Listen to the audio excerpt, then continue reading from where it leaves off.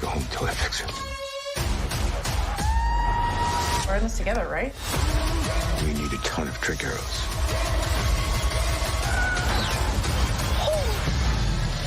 Gotta show me how you make those.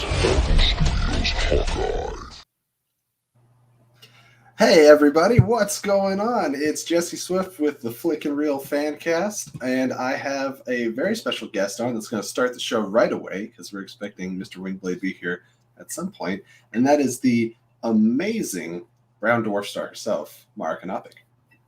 Hello. Thank you so much for inviting me. Absolutely, you are always invited. It's kind of like it goes without saying, but it's just getting timelines and schedules and all that stuff lined up. So we're happy to have you on the show, especially as the season has progressed. This is probably one of the most interesting episodes to discuss. Yeah, I mean, penultimate episodes usually tend to have a lot of heavy lifting to do, so. They do. This must be Mark Ellis's favorite episode, being that it is the penultimate. And I believe last time we had you on the show was the Dune conversation. Oh my gosh. I mean, the Dune, I don't even know if it was a conversation as much as it was just you and I vomiting praise on it. Not that, like, you try to get well-rounded opinions and stuff, but I feel like me and you and I more properly connect on most things. I think there's some things that not, but it's always fun to gush, and then if you have some of the same qualms, it's good to dive deep and explore those. And we were talking about the show a little bit. Gotta hydrate. When you wear a mask for like 10 hours, I feel like your throat kind of dries out. Yeah. At work. Anyways, so anyone that is new to the channel or just to how we do these Hawkeye reviews, this is how the things break down. We talk about our spoiler-free thoughts, how we felt about the episode. We go into our standout moments, pros, cons, and predictions for next week. Next week being the finale, which we'll get into in a little bit. But Mara, seeing that you are the guest here, how did you feel overall about this episode? How does it compare to the other four we've had so far? This may sound a little like a cop-out, but I think that my feelings will be really clarified next week, because I think that this is, we're at the tipping point, and I don't know if I'm going to tip positive on the show, mixed positive, negative, etc., because so much of where this episode leads, we don't really know yet. So I'd say that overall I'm still very interested. I enjoy their dynamic. I like the actors. I like the characters. So I'm always enjoying watching the show, whether I have like overwhelmingly positive feelings or mixed positive or even some criticisms. So I'm still like on the edge of my seat saying like, okay, what's next? What about you? I don't want to just spend the whole episode going, yeah, what she said, but I mean, it's kind of true. I've said that throughout watching this show is I keep saying like how I feel about this depends on the next episode, and I keep going, it kind of depends on the next episode, and I'm like, okay, there's one more episode, and it really does. It's kind of like when you get a movie and everything is kind of determined by how the payoff is in the third act, so you can look back and see what it was setting up and all those things. And they have a lot of ground to cover. You got a fan and Maddie Gunner. Actually, I think this whole chat is here for you, but that's totally okay. Maddie, thanks for joining. Because I was talking to, so often I say my wife, but Lauren, obviously. Yes, I do. Love her. We were talking today and yesterday. I was like, listen, they have an unfinished arc with Echo. Granted, we are being introduced to an Echo show coming out, which so far to me does not feel earned. We'll see how this season concludes, because I really like the character, but so far she seems at best like a supporting character. So hopefully they give us a really good ending point for that. But there's, now this is a spoiler review. It says up there, and it says in the title, we have Kingpin. We're wondering what's going on with Eleanor Bishop and Jack Duquesne and the Tracksuit Mafia. And I feel like every episode, and Yelena, every episode is an and I was like, yes, you got to have some kind of wrap up. Well, yeah, they have a lot to do, like a lot to do next week. I don't know if it's gonna, like, I'm worried. Part of me is like, are they gonna pull a Loki on us and be like, oh, it's not actually a show finale. It's actually basically kind of like a mid-season finale, but we're saying it's a real finale, like a big boy finale, but it's not. I mean, that's possible. So far, I feel like the only really satisfying conclusion has been WandaVision for me so far. I think Falcon Winter Soldier had some concluding elements. There's a passing of a mantle, but there was a lot of open-ended things, and it is leading into a movie and possibly another series. Loki was just point blank. It felt like it cut in the middle of an episode almost. Yeah. And you're like, oh, well, here we go. I love that series. I just hate how they sold it to us, Allison Salamoni says, I want to be Mara when I grow up. Oh, well, if I ever grow up, I'll let you know what it's like. Okay, so I mean, I similar thoughts. All right, let's move into some of our standout moments, and I think there's definitely several to talk about. I kind of want to kick off with how the show kicks off, honestly, and that is right when you get the 2018 date, which is something I love being a super geek about these Marvel movies, because there's so many times where they give you a year and you're like, I know what this is. Like, you already know. They did it in the first episode where it's like 2012. I know what this is. So they did it with Infinity War reference. And we see Yelena is on a mission to free another Black Widow, and she goes to the bathroom and poof. And this is one of the first times we immediately see like the disappearance, the jump, and the reappearance. And I love what they did with like the wallpaper and like everything changing over the course of 5 years and just like ashing back into place. But how did you feel about that moment? And was that a standout for you? Absolutely. I love that. This is something I wish we had more of, and I hope that in meaningful ways we get to see it again in the future. All we have seen really thus far is the people that were left when the blip happened, watching the people disappear and feeling their grief. But it would be differently traumatic to be blipped. And I like that we're seeing it not in a comical way like in Spider-Man Far From Home, where, like, don't get me wrong, very entertaining to like talk about them, like recapping the blip and everything. But it would be frightening, I think, like both to watch someone you love be blipped and to be blipped and be like, what? Your home is no longer your home. Your family maybe just died of natural causes, even though you were blipped. The whole, like, everything is just different. And I really like that we're seeing this different side of it. And I have to shout out actually somebody who is a big TikTok content creator, and that's Megan, known as J Stoobs, I believe. And she pretty much straight up predicted this. She's like, what if in Hawkeye we get a flashback of Yelena and it's like she gets dusted and still has like unspoken words between her and Natasha, and comes back and Natasha's gone and it's going to be soul crushing. I was like, yep, there it is. And it's soul crushing. Hi, did you have something to say? Is that Sir Pounce? Of course it is. He wants to be fed, but he doesn't get fed for 70 more minutes. So he's going to have to be patient. I was going to the same thing. Goose is wandering all over the house screaming. I was like, you still got hours, buddy. So I thought that was great. It was a good taking off point. I like seeing things like this. Like they did it in WandaVision, and there's a flashback to Wakanda with Bucky. I like taking a moment to provide some backstory, and I think that's something that you never have time for in the movies. So it's a good exploration to do with these shows to justify their existence. I agree. It's one of the reasons why I wish Eternals had been a show instead of a movie. I feel both ways. It's like I loved Eternals. However, I also can't argue that a show would have been fantastic. Yeah, I just mean I would have loved to have gotten more of everybody to really feel like they all got done justice. Yeah, especially when you like something, you're like, I would like more, please. Oh, it looks like we got a Streamline. It's my money and I need it now! It's my money and I need it now! That's JG Wentworth for any of those. Yes, it is. 877 cash now. That's right. That's $10 donation. Thank you so very much from Allison Salamoni, a regular on the show, actually, especially recently. She says, hi, friends. Love you all lots. Just wanted to swing by before heading to bed. What a fantastic episode this week. And Mara is the greatest. Oh, thank you. Absolutely. If you guys want to ask Mara any questions, there is the Streamlabs link there, right down there in the bottom corner. Feed me. Oh, yeah.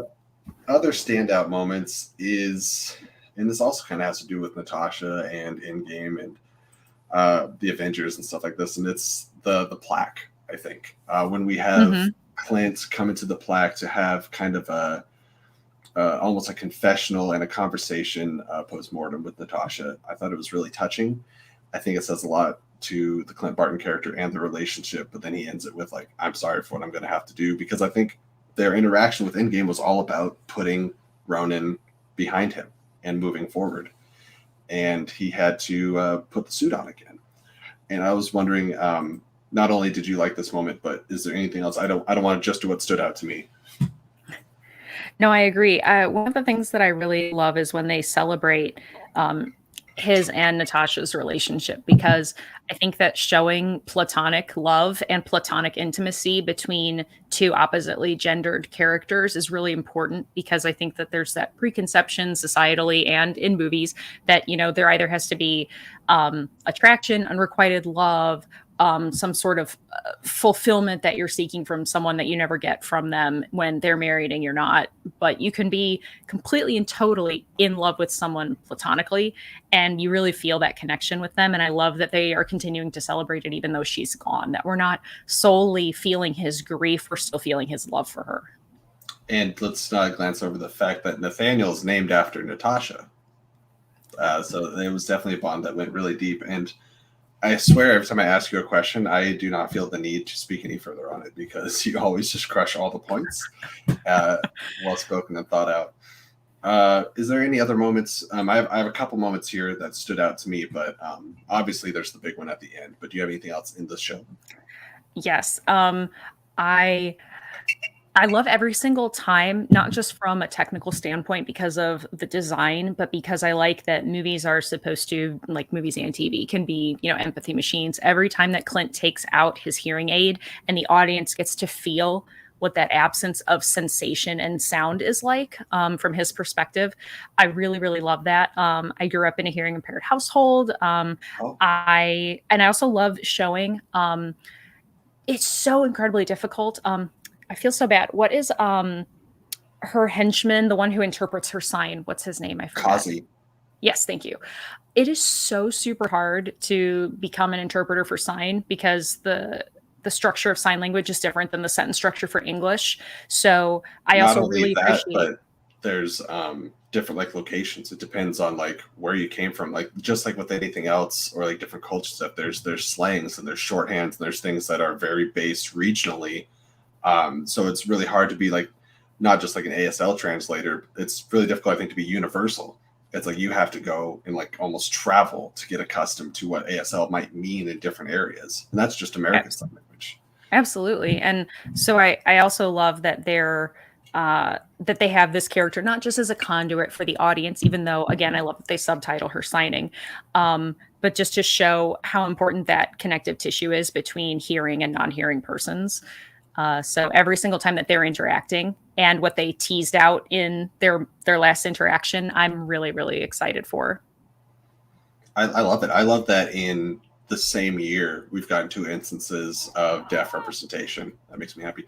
I will take a moment here to welcome on our, I'm going to say second co-host now, because Mara started the show. So yeah, there you go. She's co-host number 1. And that is Mr. Sean Wingblade. How you doing, buddy? Hey, I will defer to Mara teaching us things. I appreciate you filling in for a moment. Yeah. But as you know, anytime somebody fills in for you, they're that much closer to replacing you full time. I always just assume so. I always just assume I'm fighting for my job. Also, I just got to say, like, every single time that Eleanor's boyfriend is on screen, I love him.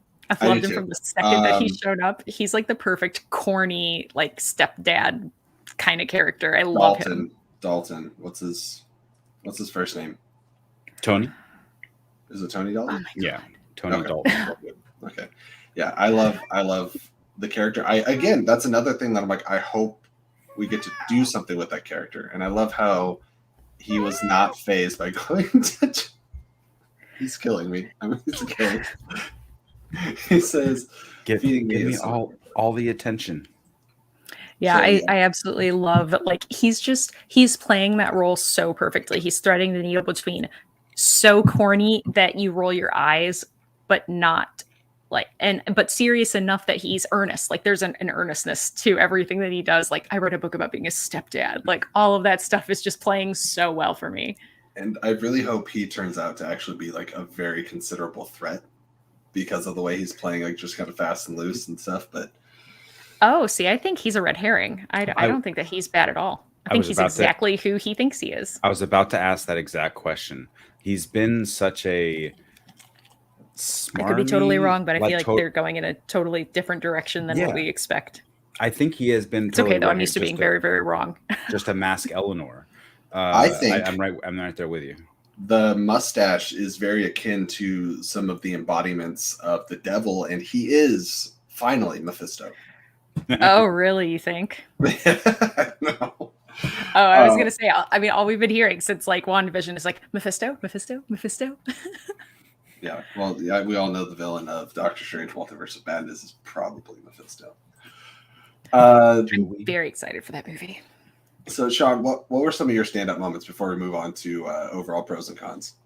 I'm wondering if you have pictures of them over here. I feel like my moments are always the, and because there wasn't a ton of action other than the one fight scene, I believe, the one Ronin fight scene. I think that was the only action sequence this time. It's always the moments, like I think it was Clint looking at the memorial, and just that, and you guys had already touched on it, but basically saying, forgive me, Natasha, for what I'm about to do. Because like you had said, like he put that to bed and she helped him with that to move past it. And he's obviously going back to that. Or hopefully just for that one scene. I don't know. I don't want him to go back to a murderous spree like he did for those 5 years. But I do also appreciate Laura's role in all this, how she's completely just like, yeah, I trust your judgment. Like whatever you think is necessary. Like every time she talks, it leads me to more like, oh no, she lived this life. She's part of this. She got out. She had kids. She's raising a family and hiding. But she was a part of this. And so she knows everything he's about to do and about to go through. And I love the support team. They're absolutely a team. He always runs it by her. She's like, you didn't call. Oh, bye. She's doing a refresh. Mara will be right back. Do not panic. And she straight up says, you didn't call me for, to ask permission, right? But I'm with you. Like whatever you think, whatever your best judgment is, I'm with you all the way.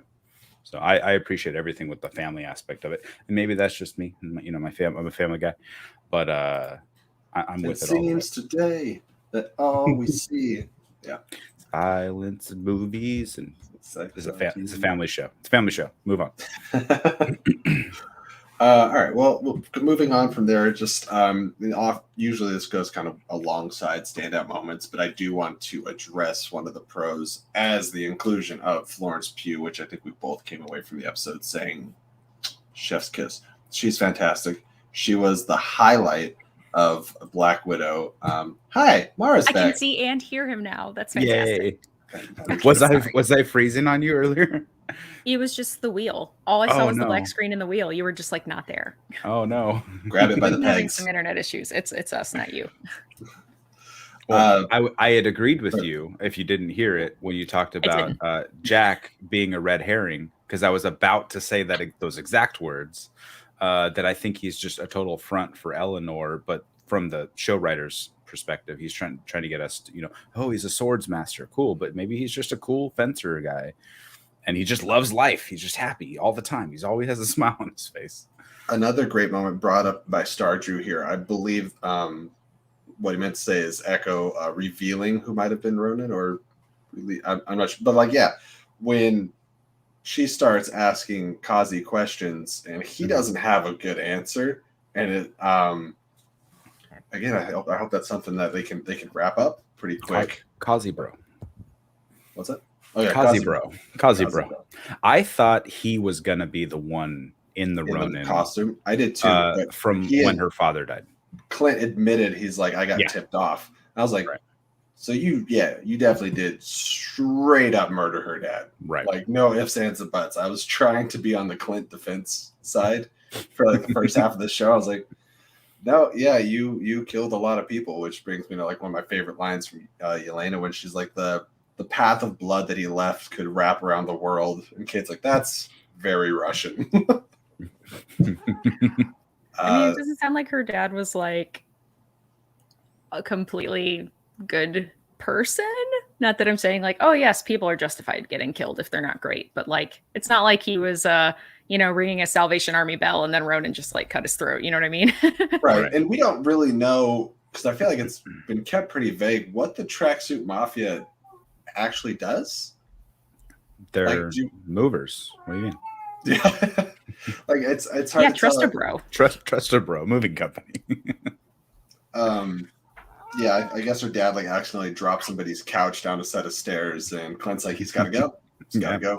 That was Pivot. it. Pivot. That was my grandma's couch. It had floral print. It was covered in plastic, and you broke it. Is there any other pros that you guys want to go over before we make the Marvel fanboys unhappy? Fanboys and girls. I suppose the pro is them melding our universes together, which is what we've all wanted for so long. I feel like most people have wanted this for so long. However, I think getting into the con once you guys finish is the way they did it for me. But if you guys have any last comments, I won't. I won't poo-poo. I really enjoyed the mac and cheese moment, but for reasons other than normal people, because Kraft mac and cheese was one of the very first semi-solid foods that I was able to eat after my surgery a few months ago. That's so special. I really cherish Kraft mac and cheese, and I was not allowed to have it as a child. So yeah. We've talked about it, Mara. You said when you come up to Washington for any given reason, you're going to come and hang out with us. Here's the thing. I have about 30 boxes of mac and cheese, and Lauren doesn't like it. So I need to make some mac and cheese for people. Throw some bacon bits in there. Yeah. And add some. Yeah, you put bacon bits. I put a little bit of sour cream in there, and you put some shredded cheese in there so it gets stringy. Mm-hmm. Oh, I've got a lot of like zhuzhed up mac and cheese recipes. I bet I could get a mac and cheese that she likes. Hot sauce? I bet you could. I'm sure she would eat anything that you delivered to her. Does she like nachos or tacos? Because I make mac and cheese tacos. So, like, amazing. I think we're free next week or the weekend after Christmas. We have a place. I don't know how nationwide they are called Noodles and Company, and I don't know where. I always get their barbecue mac and cheese, which is barbecued pulled pork, and it has jalapeno, like fried jalapeno chips. Wow. It's my money and I need it now. It's my money and I need it now. Hate to interrupt you, Sean, but damn it, did we get a generous donation from the one and only Mike K, who's frequently in the chat. Thank you, sir. Thank you, Mike. In $20. What the heck?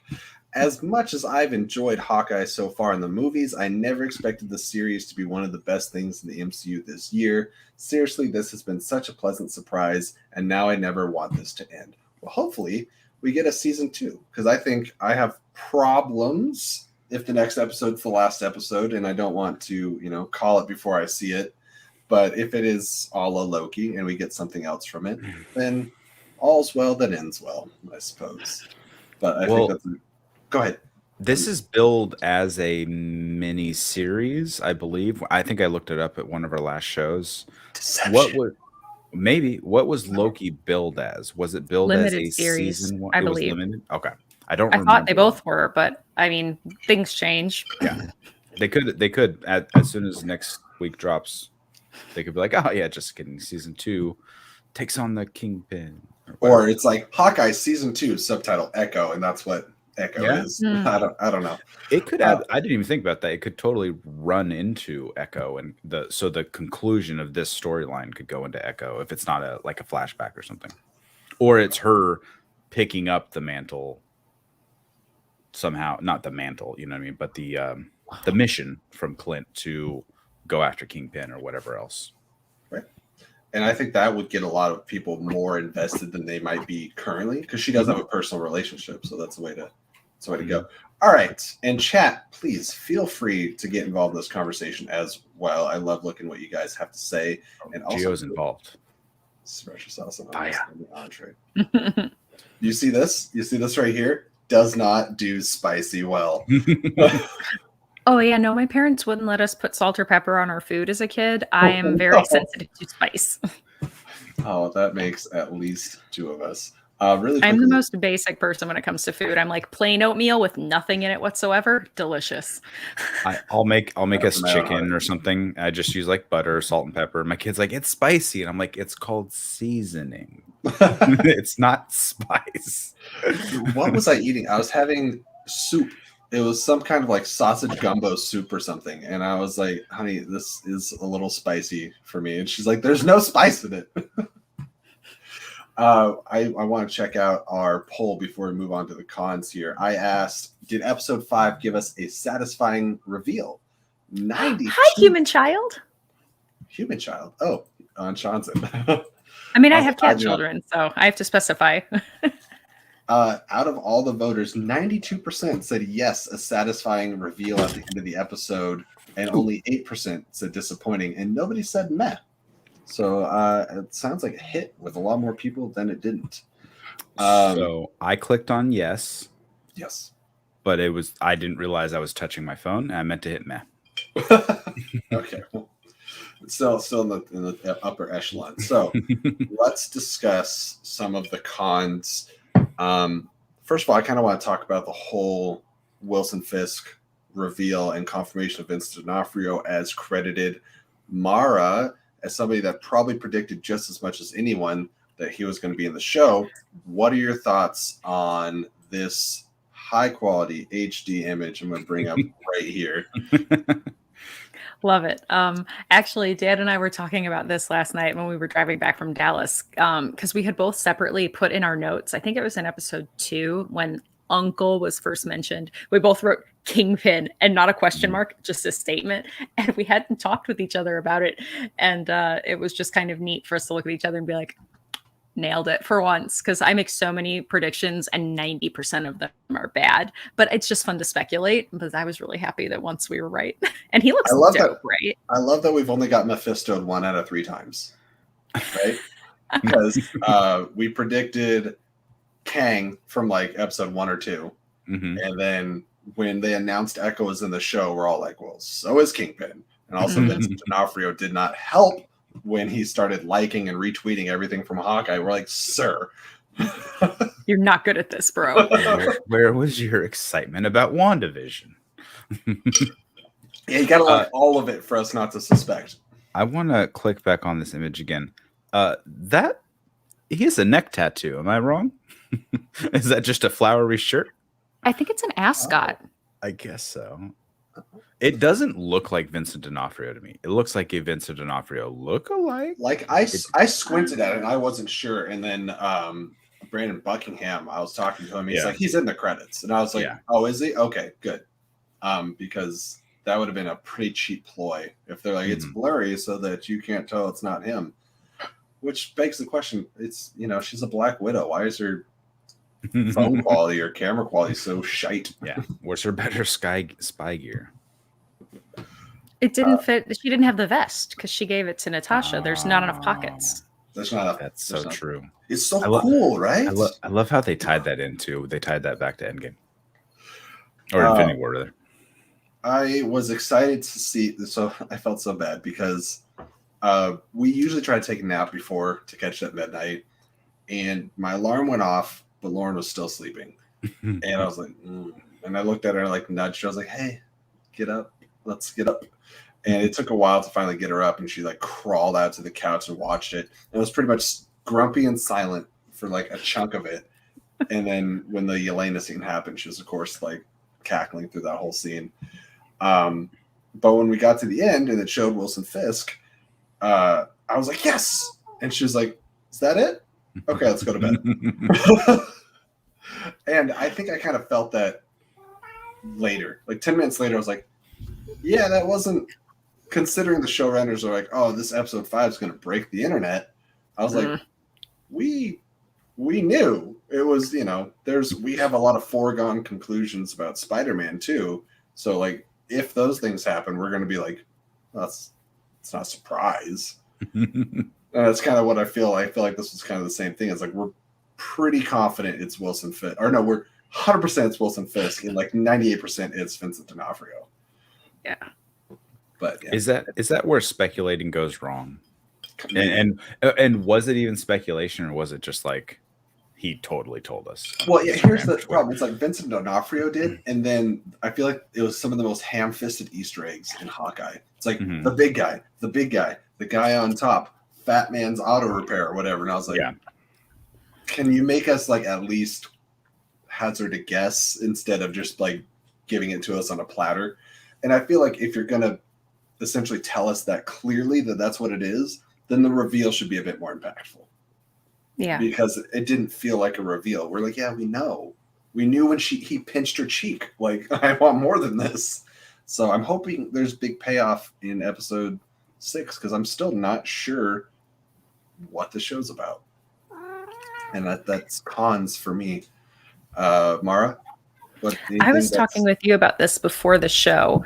Some people weren't there, so it'll be hearing it for the first time. Yes, please tell me. Some people. One of my concerns is that, like when Yelena appeared in the previous episode, and in this one, of course, with her being pretty prominently featured, the show was obviously clearly always intending to springboard Kate Bishop into being the new Hawkeye. And I'm worried that depending on how this all resolves, that we'll have taken a lot of time to further springboard Yelena as the new Black Widow of the Avengers. And it will kind of feel to me a little half-hearted and empty overall as a series that's a swan song for the character of Hawkeye, played by Jeremy Renner, if the show's purpose ultimately ends up being to give 2 new Avengers to the Avengers instead of like giving a fond farewell to one instead. Kind of how I felt about Black Widow. But it's, yeah, I don't want to interrupt you. Sorry, but I mean, that's kind of what happened. We got both the first solo film and last solo film, and then it more so felt like, here's Yelena, which we are now getting more Yelena, which is great. I mean, they did a good job in setting that up, but it felt like they did more service to her character than they did really giving us a proper Widow movie. But that's a side tangent for a different day. Well, you realize what they can do, though, is they can have Black Widow too, but because she's the new Black Widow, it's her movie now. Right. Like Captain America 4. You beat me by a matter of seconds. Sean, what are some of the cons that you may have either with this episode or the show's structure as a whole? I think it is that, well, the show structure, but it's more like the threads that they've pulled. This man always finding a way to tie in the Fast Saga. We love you, John. I think it's more like the threads that they've pulled, and can they tie them all together in the final episode, or are we going to get left on a cliffhanger of sorts, or a continuation to the Echo series, which I didn't think about until we start talking about it, but a continuation somewhere. I mean, they did this in Falcon Winter Soldier too. The whole John Walker storyline, all of a sudden in the final episode, oh, now he's working together, and oh, now he's part of another team, and his story is not finished. He's not in jail. He's not wrapped up, etc. So I think he's ready for his next mission with Valentina. And so they're going to do the same thing, I feel like, in here, maybe with Echo, like you said, with Yelena, with Kate. I mean, everyone, all of these younger actors, like, we know that they have projects coming up, I feel like. And so maybe that's where that's the detriment to us, where we're not speculating responsibly and we live too much on the internet, so we can't enjoy the thing that's in front of us. Which has been rough this week. It's been very rough the last few days. I swear, every time somebody tries to send me a link to something, I'm like, duh, no. So that's my con, is that I want to see a wrapped up story, and I don't know if we're gonna get that because there's too much going on. I have a question for you guys. I do want to ask Mike's question really quick, because it kind of has to do with cons. He says, let me ask you guys, do you think 6 episodes is too short a season given the runtime of each episode? Thoughts? I think 42 to 45 minutes, 8 episodes would be better. I think 6 episodes at an hour would be a little better. Because I think Mandalorian is 9 at 30, right? About. I should know this. Okay. Yeah, something like that. I think it depends on how much they put in. Like if Yelena wasn't in the show, and if problem A is tracksuit people, problem B is what is Eleanor's role, and that sort of B plot stuff. Like if that's all there is, I think 6 episodes at this length is fine. But I think they're just putting too much into 6 episodes if it's just going to be a limited series period. Yeah, and it goes back to your initial point. You're like, this season finale is going to determine a lot. If it falls on its face, then the series kind of fell on its face. Like it introduced us to, a couple great characters with Echo and Kate Bishop, and we've seen that before. We've had things that are not the greatest that have had great things come out of it. We have mixed reactions on Eternals, but I think there's great things that can and will be coming from Eternals, and Black Widow, we got Yelena. So, I mean, that's cool. But like Mara said, if this is like the swan song in the end, potentially for Clint's character, then we want more than that. We want more than just how many other series and characters can we set up. It needs to be a Clint story, unless it continues, which is all very unclear and up in the air. Well, yeah, my worry is that this becomes the Avengers Age of Ultron of Marvel shows, where it has a bunch of awesome collective moments that end up ultimately, this is the linchpin to some of the coolest stuff we will see going forward in Phase 4 and beyond. But looking back at it, there will be kind of like a emptiness, like, oh, I wish overall that thing was packaged better. So you're saying maybe Eleanor Bishop is the hot tub Thor time machine of the Hawkeye series? Word for word, exactly what I said. Yes, that's correct. Out of your mouth. I figured it's not the first. It's what I heard. It's what I heard. Reading. They've done a good job though at retroactively making, WandaVision retroactively made Ultron better, or mean more, I guess, have more have more value. They did the same thing with I think Loki did the same thing with Thor: The Dark World. All the brother moments and the family dynamic between kind of what he was going through mentally or emotionally rather. And so I wonder if this will do something similar, but maybe for Black Widow, or I don't know, because I kind of felt that going halfway through their series, whereas I don't really feel that right now. I'm enjoying this show more, but it hasn't had, in my opinion, bombastic moments. It's had a lot of good heartfelt moments between Clint, and it's all the family stuff that always gets to me. So I don't know. I'm overall enjoying it. I'm not poo-pooing on it whatsoever, and it's not my lowest. No, I could tell no matter how it ends I'm now. Just thinking out loud. I have no idea where I'm going. I can already say it's not my lowest. Like even if next week falls on its face, it won't be my lowest of the Marvel shows because it's already had more good than bad than some of the other ones. And that's obviously, that is my feelings. One of my least favorites so far is some people's number ones. And I think that's what happens in fandom. I think Falcon Winter Soldier was a more mixed bag than I expected. And a lot of people have WandaVision on the lower end, and I think it was masterful. Well, you mentioned family, which is actually one of my cons. I need to see some significant time with him and his family before the end of this show. And I hate that thus far Linda Cardellini has been saddled with the role that Laura Linney played in Sully, which is wife on phone. And what is Laura's way deal, better than that. Like they have now opened this little door. It's like, okay, she knows she can speak German. She knows all about some watch. She is like so pro Clint, and I'm like, she's doing recon for him. Yeah, she's like researching stuff on the computer. She's got access to like interweb secrets and stuff. And I'm like, who are you?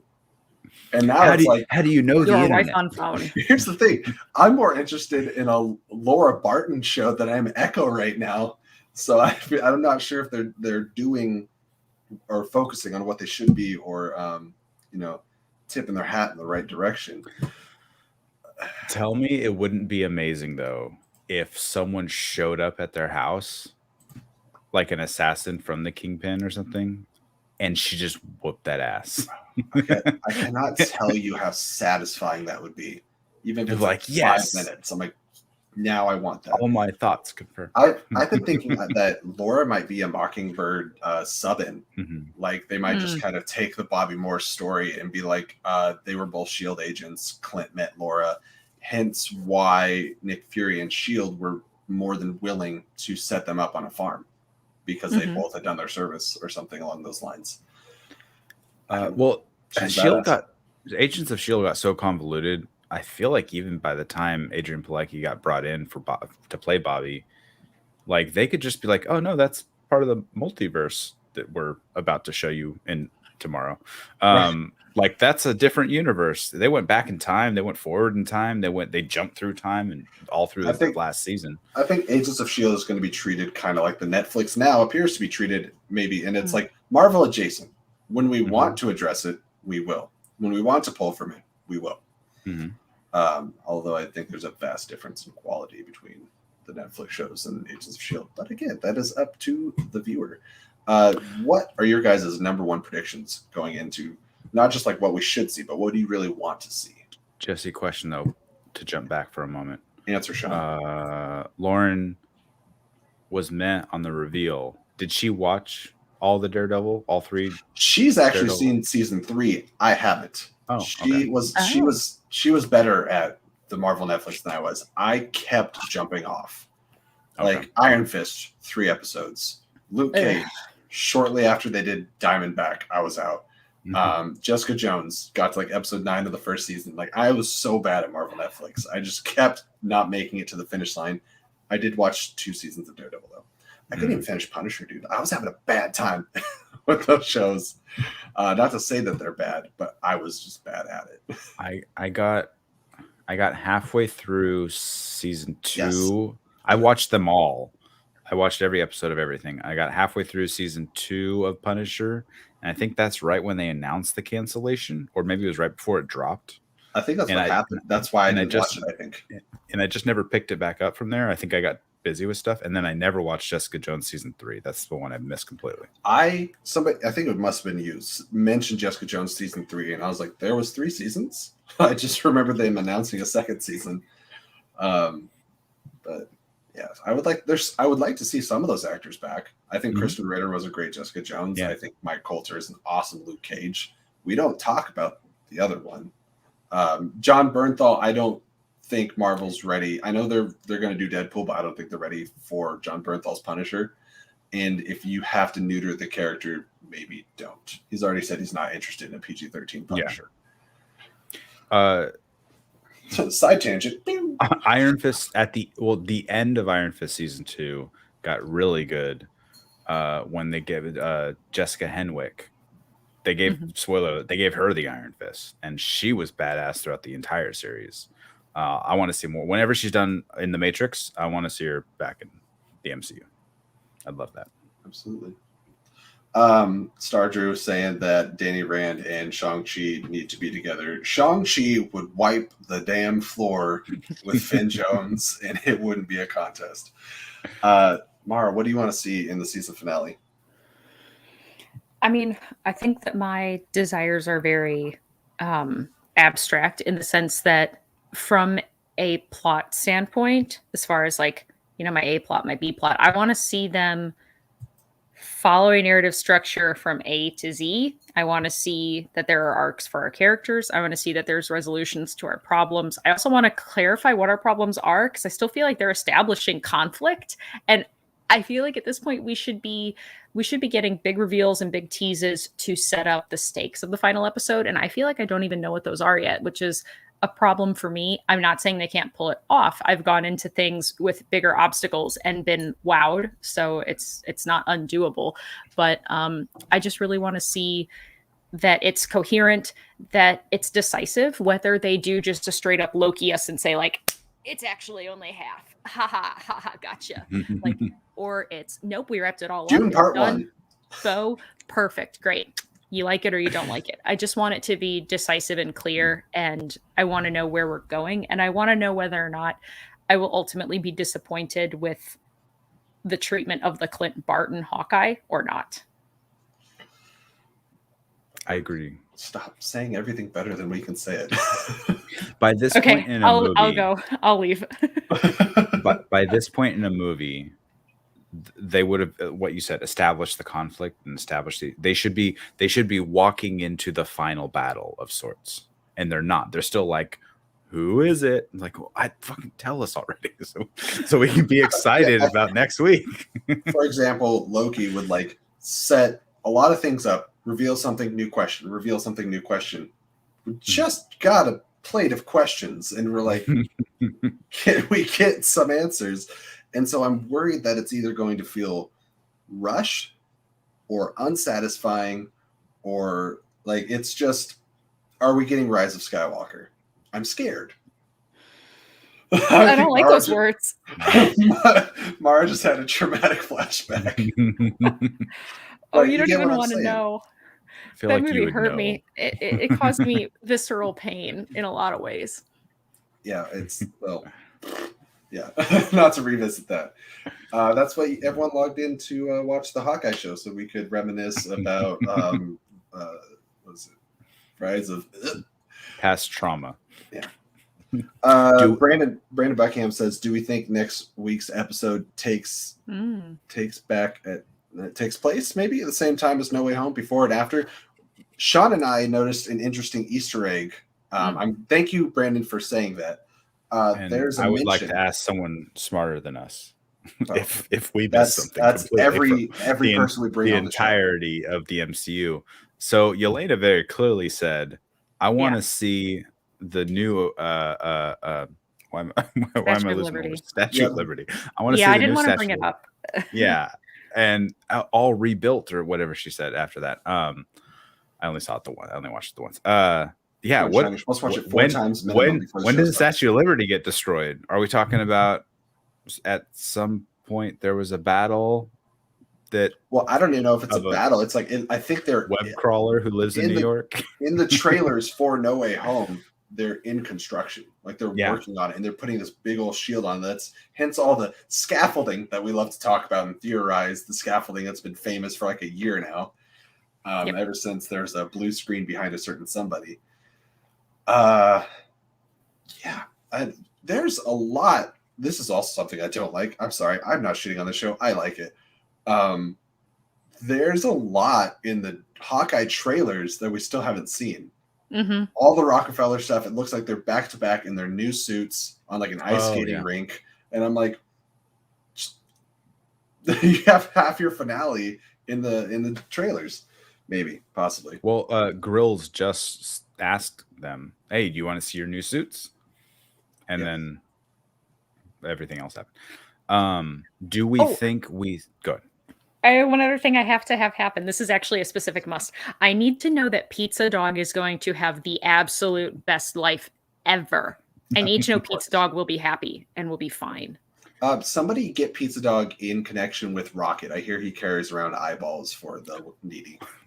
You know what? Don't ask where he stores them. Pizza Dog is actually perfectly content being a one-eyed dog, and he loves himself for who he is, and he chooses not to use a prosthesis. I can get behind that. I agree with that. I love the Pizza Dog, and it's cool that like Lucky is definitely part of the comics, and it's nice that they brought him in the show. But I'm like, hey, it'd be really cool if you like did something with him instead of just having people scratch him behind the ear and be like, yeah, this is their dog. I'm like, yeah, dog, but like, I don't know, bite Wilson Fisk in the shin or something. So, I think it was Mr. Montyverse in the chat. His video on Hawkeye and this run, what they're taking a lot of this from.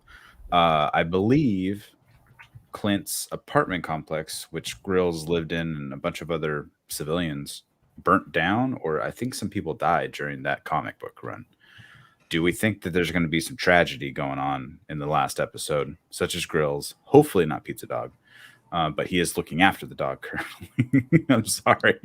I won't. If they kill Pizza Dog, I'm done. I'm just wondering if the show will be done conveniently already. I'm wondering if Kingpin, will set a flame to some things, or bring a building down on him like he did to Daredevil, if I'm remembering if that happened in season 3, or at the end of season. No, it was at the end of the Defenders. Somebody was making a comment it's all that mixing together. he had a cane on the same side that he got hit by Bullseye in season 3. Somebody brought that up. Kingpin in that shot. Oh, in the picture? Yeah. Hang on. Bringing it up. Bring up the blurry picture. Cane. He does. Right there. You're right. And someone says that Bullseye hit him in that side during the Netflix show, and they're like, canon confirmed. Ugh. Hmm. The only thing I worry about with like Grills and like anybody else is that they haven't, I like the character, but they haven't proven or justified me mourning them if they die yet. And I'll feel like that is just such a cheap, like dangle something cool in front of your face just to yank it away for a cheap emotional moment. Like I hope they don't go that route. Agreed. I think the small bits have worked for me with the whole LARPing group. Oh, I love them. I just mean like I don't even know what his like. I know nothing about him other than his job and that he LARPs. And I feel like I need to have.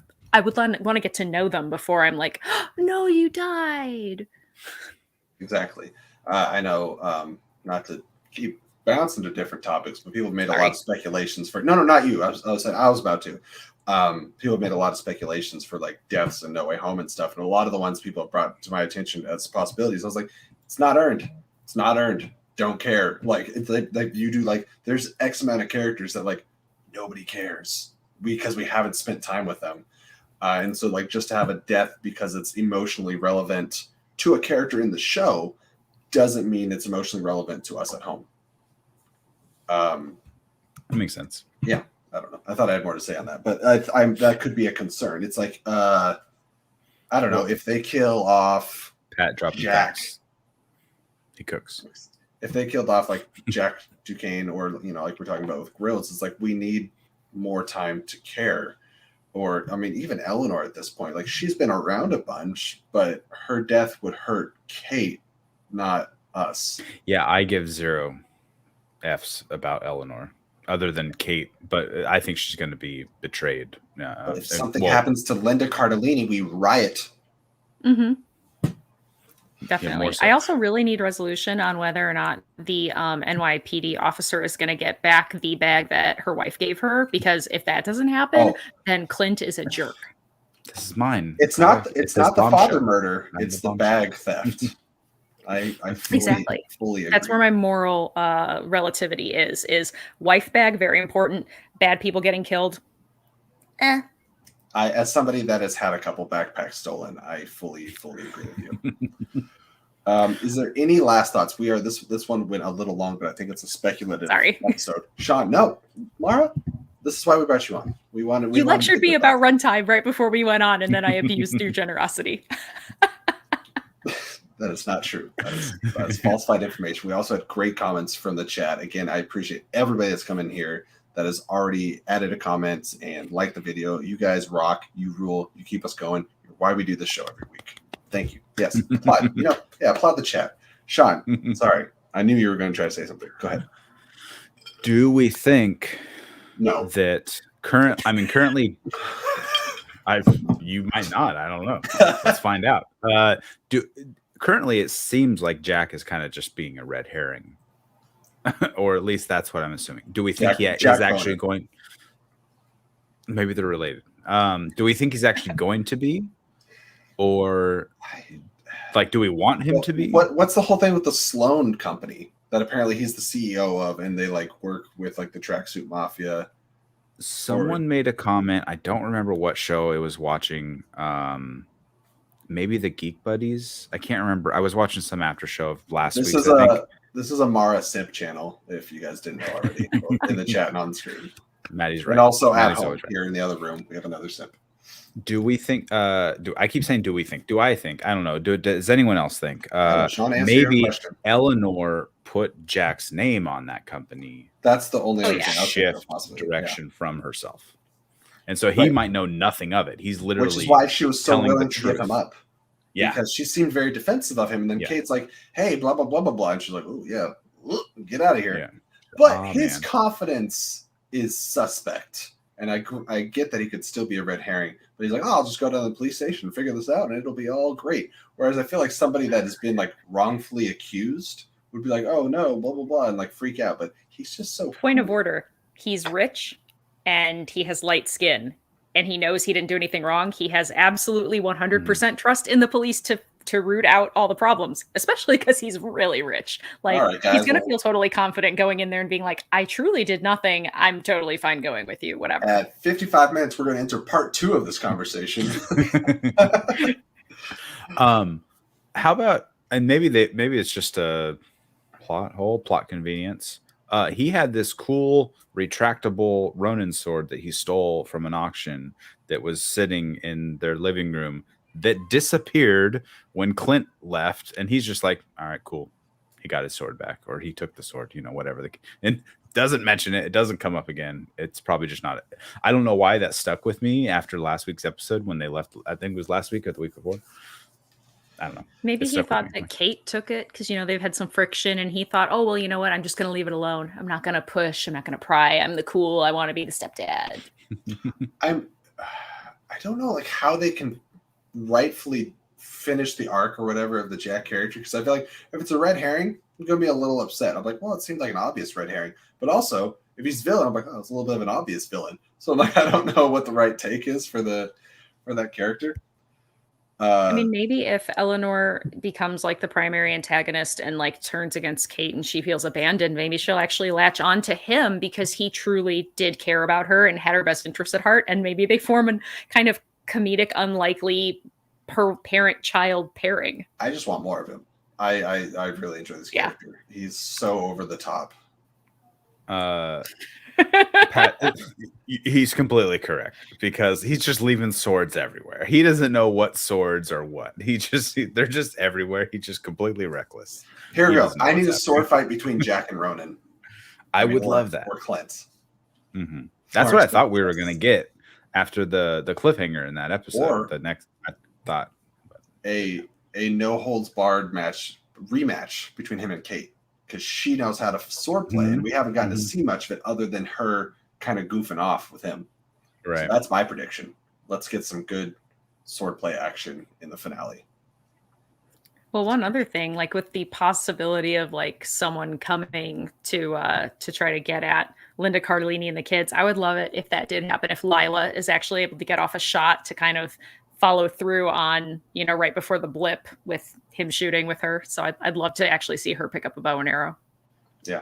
Or, her and Kate hanging out or something. And I want to see Kate get invited for their family Christmas. I think that's a good wrap up for their show. Next week predictions. By the end of next week's episode, she might not have her family anymore. So I got to agree with Monty. Found family. Hey, family's just an F word. That's what Deadpool taught me. I just want to fight where Jack keeps calling Clint Archer instead of Hawkeye. Agreed. Yes. And I think that's, unless I'm misspeaking, I think that kind of wraps up our next week predictions and thoughts on the episode. Yes. What do you think, honey? Mm-hmm. Feed me. What do you think? Yeah. Perfect. He feels somewhat unfulfilled, but he's really hoping that next week slays. That I understand. Please tell Sir Pounce that I agree with his sentiments. Echo those sentiments. Sean, get all the way off the stream. You sounded like the pitch meeting guy there for a second. I'm going to need you to get all the way off my back. I love that, man. He's fantastic. Yeah, I just think this whole season could be summarized with barely an inconvenience most of the time. Okay, well, with that, let's wrap up the show. And again, I will say thank you to everyone that joined us here, especially not just in the chat, but also Mara Knopic for coming on the show. It is always a pleasure. And, hashtag blessed. Mara, let the people know at home where they can find you. Let me make sure this overlay is not. No, you're perfectly center. We're going to leave it there. Oh, yay. I'm locatable on the internet. I lurk. You can follow me on Twitter at @Mara. I post cat things and anecdotes about questions I have regarding life, like why the USPS has a vendetta against me. More to follow.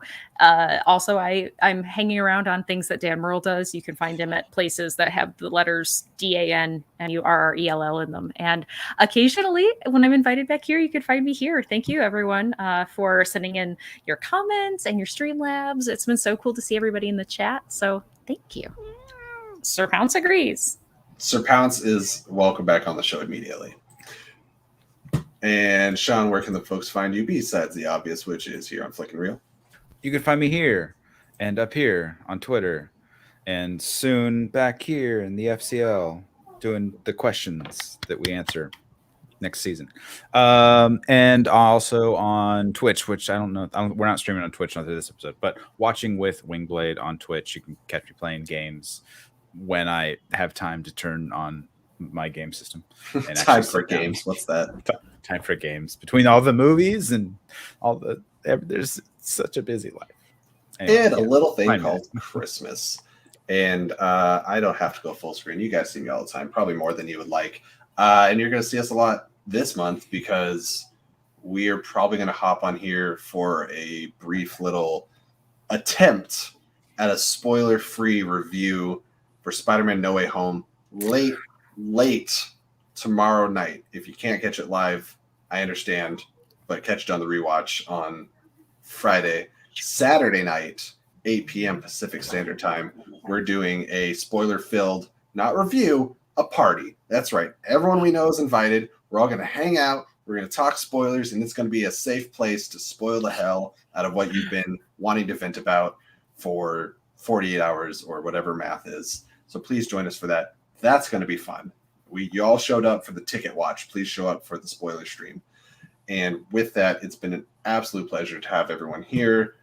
Join us on the next show. Until next time, keep it real and